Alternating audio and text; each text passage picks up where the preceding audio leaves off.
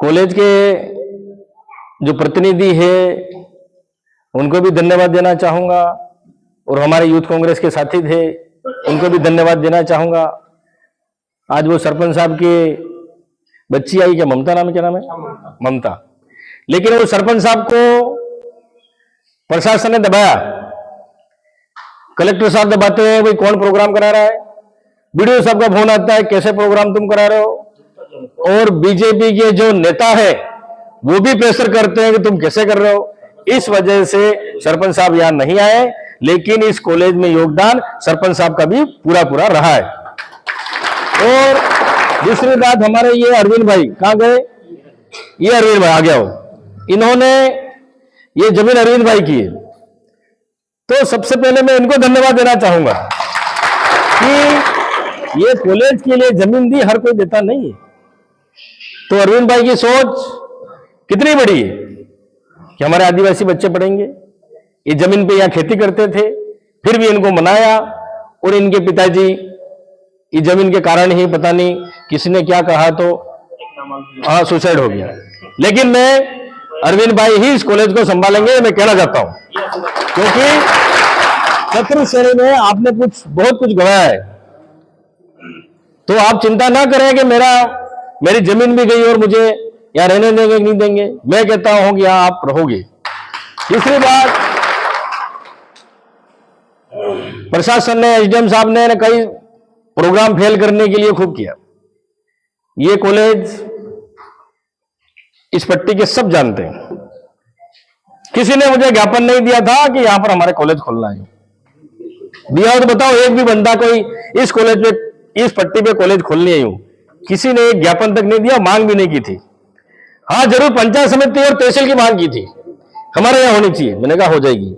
लेकिन ये पंचायत समिति तहसील के लिए भी किसी ने यूं कहा, अरे नहीं ये तो इनके वहां ले जा रहे हैं, पहले देवल खुलवाएंगे, यार हमारे नहीं खुल रही है। ये भी अफवाह यहां खूब फैलाई। मैंने कहा देखो पहले यहां खुलवाऊंगा, उसके बाद मेरे उधर खुलवाऊंगा। और दोनों जगह मैंने बराबर किया है, कोई ऊपर नीचे नहीं किया। किया कि नहीं किया, आपके सामने किया। लेकिन ये कॉलेज थोड़ी लेट बनी, नहीं तो ये जुलाई, अगली जुलाई में उद्घाटन हो जाता। पाल देवल का अगली जुलाई उद्घाटन हो गया। तो ये कोई काम कर सकता है तो कांग्रेस पार्टी कर सकती है। कांग्रेस ही हमारा गरीबों का भला कर सकती है। आज जितनी भी स्कूलें खोली है, कॉलेजें खोली है, रोड बनाए, जो भी सरकारी बिल्डिंग भवन है, वो कांग्रेस की देन है, किसी की देन नहीं है। बड़े बड़े तालाब, एनीकट जो भी बनाए, किसने बनाए, कांग्रेस पार्टी ने। आज ये मोबाइल लेके आप सब घूम रहे हो, ये किसकी देन है, इसका जनक कौन है, स्वर्गीय हमारे प्रधानमंत्री राजीव गांधी जी की देन है। उसकी देन है, राजीव गांधी जी की देन है। 18 साल का आपको वोट देने का अधिकार दिया, वो राजीव गांधी जी की देन है। और गरीब के बच्चे आगे बढ़े, आदिवासी का बच्चा आगे बढ़े, दलित का बच्चा आगे बढ़े, पढ़ लिखकर होशियार बने, ये काम कोई कर सकता है, ऐसी कोई सोच रख सकता है, वो है कांग्रेस पार्टी। कांग्रेस पार्टी के अलावा कोई नहीं रख सकता है। आज हम आदिवासियों को बोलने का अधिकार नहीं था, खाट पे बैठने का अधिकार नहीं था, पढ़ने का अधिकार नहीं था।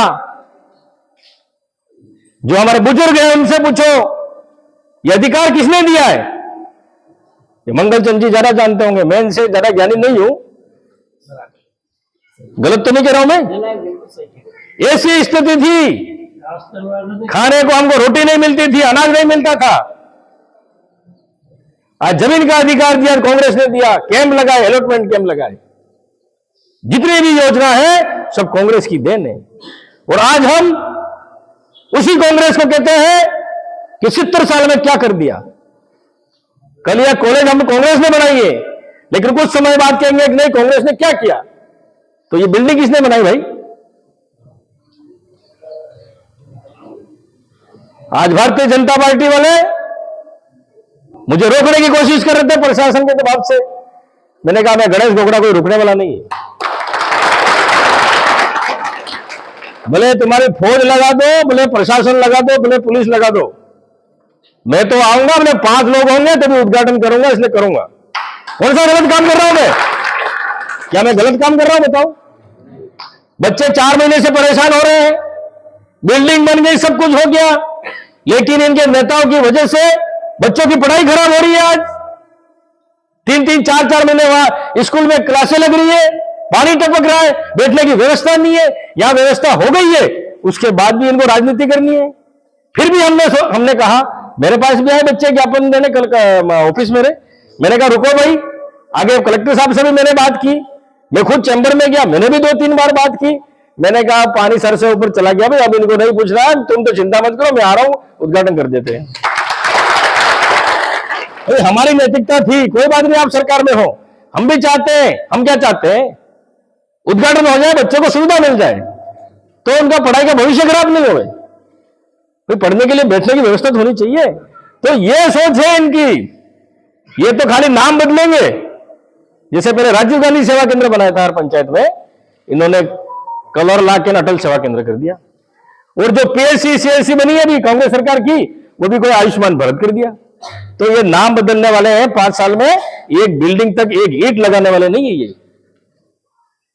तो युवा साथियों, आपसे कहना चाहता हूं, ये कोई राजनीतिक या मंच नहीं, मैं नहीं कहना चाहता हूं, लेकिन मैं आपको इतना ही कहना चाहूंगा, आपके लिए ये शिक्षा का मंदिर खोला है, तो समय का पूरा उपयोग करें आप। आपका लक्ष्य होना चाहिए कि मुझे आईएएस बनना है, मुझे आईपीएस बनना है, मुझे आरएस बनना है। ये आपकी सोच होनी चाहिए, न कि ये सोच नहीं होनी चाहिए कि मुझे वार्ड पंच बनना है, मुझे सरपंच बनना है, मुझे प्रधान बनना है। अरे ये सोच कहां से आ गई आपकी? ये सोच आपकी नहीं होनी चाहिए। आपकी सोच बहुत ऊंची होनी चाहिए। लेकिन ऐसी सोच हमारे युवाओं में कुछ समय से ऐसी डाल रखी है। अरे भाई क्या है, वार्ड पंच में कोई तनख्वाह मिलती है क्या? सरपंच में कोई तनख्वाह मिलती है क्या? मिलती होगी 3, 3.5, 4 हजार रुपए मिलती है। क्या मिलती है? सरपंच बनने का मतलब यह नहीं है कि हमको पूरा पैसा मिल जाए कि प्रधान बन गए पूरा खा लें। सरपंच, प्रधान, एमएलए क्या, हम क्या है? आपके सेवक है, कोई राजा ठाकुर नहीं बन गए। हमारा कर्तव्य है, जनता अगर परेशान में है, जनता अगर तकलीफ में है, उनकी समस्या है, उन तकलीफों को दूर करना, यह है राजनीति।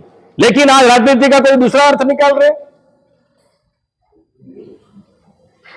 लेकिन मैं आपसे कहना चाहता हूं, आपकी सोच यह नहीं होनी चाहिए। सरपंच बनेगा तो एक पंचायत में एक बन सकता है क्या? 100 सरपंच बन सकते हैं क्या? बन सकते हैं 100। लेकिन आप पढ़ोगे, मेहनत करोगे, तो एक पंचायत में 100 टीचर बन सकते हो, 100 थानेदार बन सकते हो, 100 आईएएस बन सकते हो, 100 आईपीएस बन सकते हो, 100 आरएस बन सकते हो। तुमको कोई रोक नहीं सकता है। वो सोच आपकी होनी चाहिए। लेकिन कुछ समय से सोच ऐसी बना दी है। मैं आपसे निवेदन करना चाहता हूं, युवाओं की सोच ऐसी नहीं होनी चाहिए। आपका लक्ष्य होना चाहिए कि मेरा रात दिन मुझे पढ़ना है, कुछ बनना है, आप में जुनून होना चाहिए। तो मतलब है, यहां पर जो भी कॉलेज का प्रतिनिधि है, प्रतिनिधि का मतलब कॉलेज की समस्या क्या है, कॉलेज के बच्चों के लिए क्या समस्या आ रही है, क्या तकलीफ आ रही है, उसके लिए है।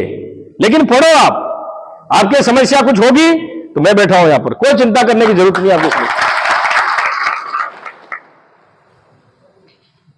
बैठने की व्यवस्था कुर्सी टेबल की नहीं है कि है भाई आपके?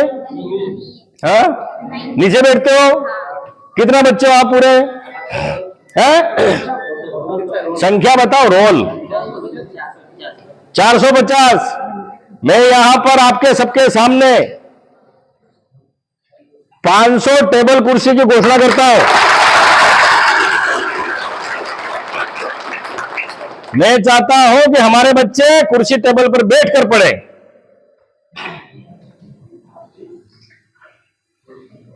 खाली घोषणा नहीं करेंगे, बहुत जल्दी आपके बीच में 500 टेबल कुर्सी यहां पर लग जाएगी।